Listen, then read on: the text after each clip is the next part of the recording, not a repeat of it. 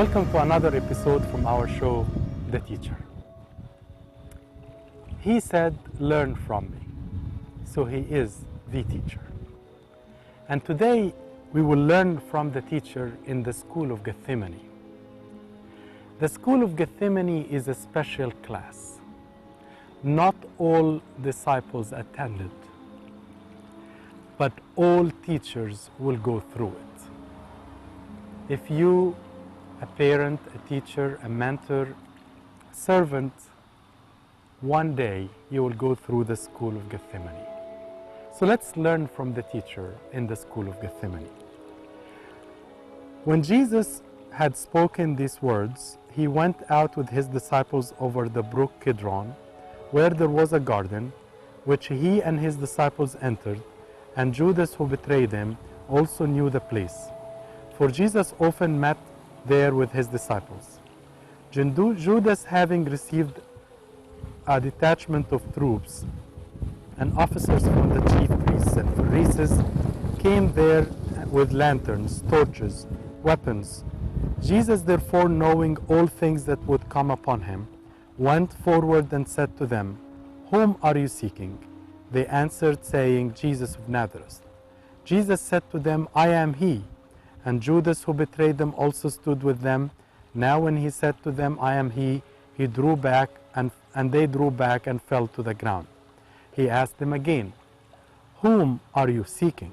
And they said, "Jesus of Nazareth."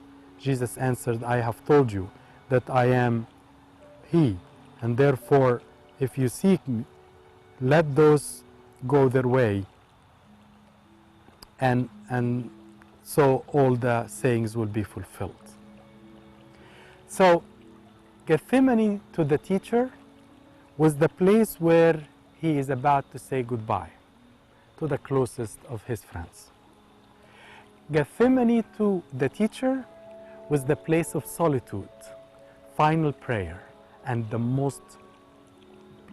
best excellent prayer that ever written between Jesus and his Father in John 17. Jesus, therefore, knowing all things that would come upon him, in John 18. Do you know as a teacher what is going to go or come upon you? Do you know as a teacher that there will be an end to your life? Are you worried? Are you considering it? Are you thinking about it?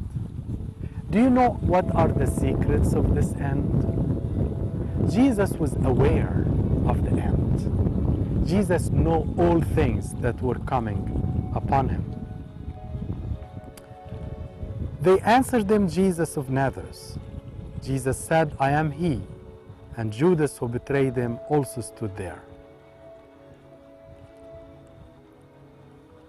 As a teacher, he was willing to even sacrifice for Judas.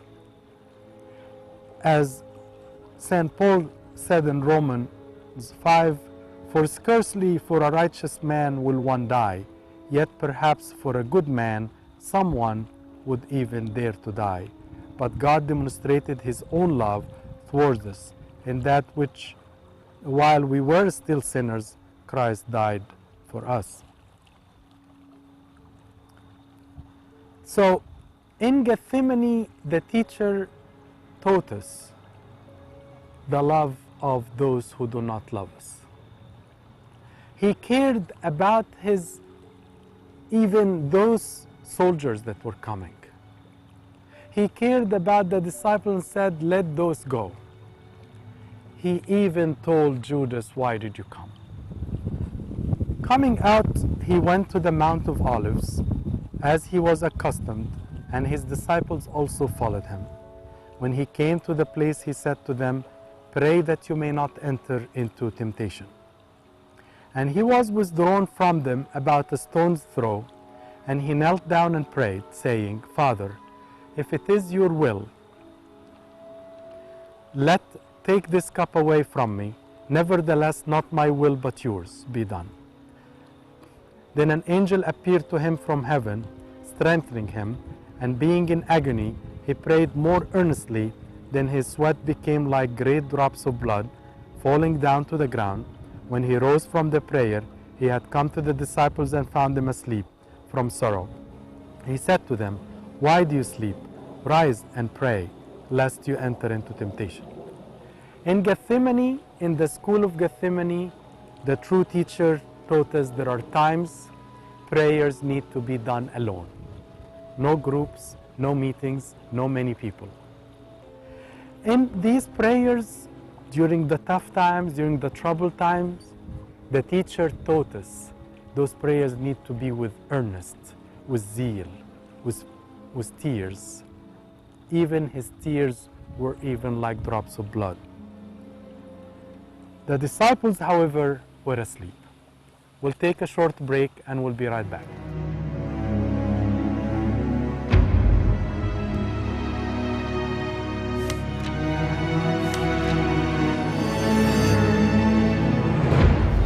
In the school of Gethsemane, our Lord is teaching us, as the true teacher, how to pray during the troubled time.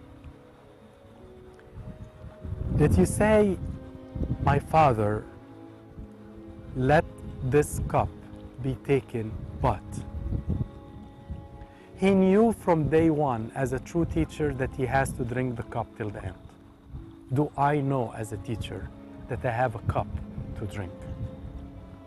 Do I know that this cup has to be drunk till the end? Am I actually telling him as a teacher, and am I teaching myself and others that I am able to say, "Lord, take your cup, but let it be your will, not my will"? That's the teacher teaching a prayer during tribulation. Everything is possible to God.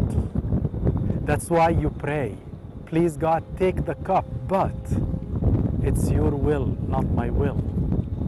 And at the end, as a true teacher, he accepted to take the full cup because his Father knows best. Then he came and found them sleeping, and he said to Peter, "Simon, are you sleeping? Couldn't you not watch 1 hour? Watch and pray, lest you enter in temptation. The spirit indeed is willing, but the flesh is weak." Again he went away and prayed and spoke the same words. And when he returned, he found them asleep again, and their eyes were heavy, and they did not know what to answer him. Then he came to the third time and said to them, "Are you still sleeping and resting? It is enough. The hour has come. Behold, the Son of Man is being betrayed into the hands of the sinners. Rise, let us go. See, my betrayal is at hand." Our Lord, as a teacher, wants the company of his closest friends, Peter, John, and James. However, he will encourage and blame in a very balanced way. As a teacher, we need to know how to encourage. If I must blame, then I must encourage and blame. He would say, "The spirit is indeed active, but the body is weak." He would say, enough with the sleep. Rise. There is no point of sleeping anymore. As a teacher, he knows that there will be a time there is no point of remaining as we are. The teacher went to them 3 times, and he prayed 3 times, and he said enough 3 times. His closest disciples are in that school, in the school of Gethsemane, but they were asleep in class. The teacher needed help, but the students slept in the class. But our Lord at the end would not blame them, but he will say, "Enough sleeping. The betrayer is coming. My hour is at hand." Our Lord, as a teacher, as a true teacher, teaching in the school of Gethsemane many things. One, the tribulation time more than commonly will come to everybody. During the tribulation time, remember that the teacher taught us how to pray. You can ask for company. You can ask for people. You can ask for people not to sleep and stay an hour with you because you need them psychologically, no problem. But remember, you need an earnest prayer. You need a fervent prayer. You need prayer with tears. That the teacher taught us how to pray in the school of Gethsemane. The teacher taught us also in that school that this hour will always come. Are you ready for that hour? As a teacher, did you prepare your disciples to be ready to take upon that hour? The teacher in the school of Gethsemane, he was like a lion. He allowed them to catch him only to take over later on as a king. He is the true teacher, and he taught us in the school of Gethsemane how to pray in the time of tribulation. This is another episode from our show, The Teacher. Until we meet in a different episode, have a great, blessed time, and we'll see you soon. Thank you.